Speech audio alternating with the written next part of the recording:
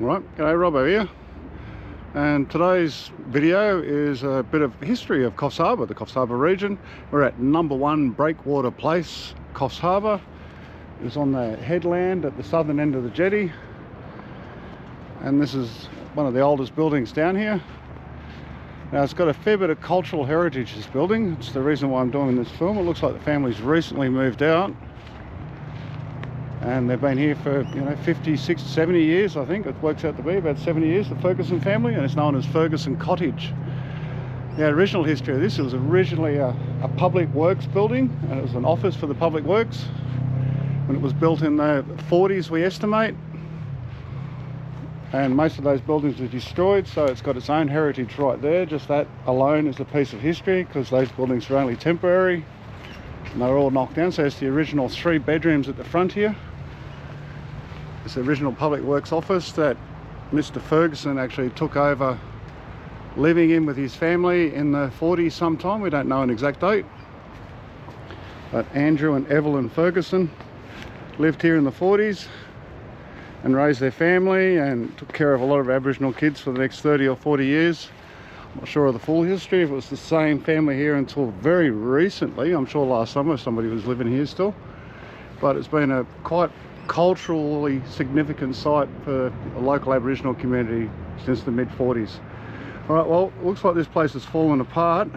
It's a breath away from being condemned, and as locals, we kind of probably should get together and try and save this. We're trying to save our beautiful Jetty region. As you know, the developers are coming through and they want to knock everything down and put all units through here and make it a little tiny piece of the Gold Coast, which we don't necessarily want.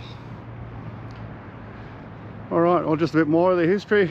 Nanny Ferguson, who lived here for a long time, was a very important person for the local Aboriginal community and the local white community, because she brought us together. She was a very important person, and she helped save a lot of disadvantaged young Aboriginal youth by taking them in over the years and feeding them and putting a roof over their head, and generally being a really good person. So there's a lot of history here. The oldest public works office that's still standing, and the Aboriginal connection. All right, well, we've got to do a bit to save it. Hopefully we can. Hopefully it's not too far gone. It is a hardwood frame. It's sitting on sleepers at the front, but it's concrete at the back, and it's sitting right behind the Deep Sea Fishing Club.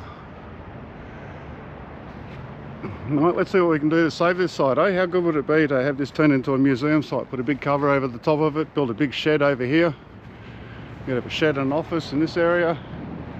We could have the history of the jetty area down here, the history of the local Aboriginal community.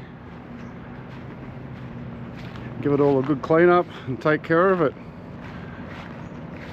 All right, well, that's all I can do. I don't want to get too close. I'm not going to walk inside out of respect. There could well be homeless people living here, and yeah, I don't want to upset anybody who might be still living here. I'm trying to show a little bit of respect. As you can see, there's no signage up yet saying I'm not allowed in, so I'm allowed to film this video. All right, well, a bit of Coffs Harbour history. We need to save it as much as we can. There's a couple of pussycats living here. They greeted me last time I came here, but they haven't shown up this time. And there we have it. One of the best sites in Coffs Harbour, and we should save this for the community and help use it for reconciliation and bringing the Aboriginal and the white community together. So that's pretty important, and we've got a pretty good thing going on here in Coffs Harbour. There's not really a lot of drama in my lifetime. Apparently back in the 40s and 50s when Mr. Ferguson moved in, there's quite a rift between the local Aboriginal community and white people, although Mr. Ferguson did work for the Public Works Office. And one of the reasons he took over this house, because he was a bit of a caretaker of the area and keeping an eye on things. And also, of course, his wife was absolutely legendary status among the Aboriginal community for taking care of the young children. All right, well, Robbot here. I'm going to sign off. I hope you enjoyed this video, and others. Check it out. Bit of Coffs Harbour history. I'll see you on the next video. All right, catch you later. See yous outdoors. All right, laters. See ya.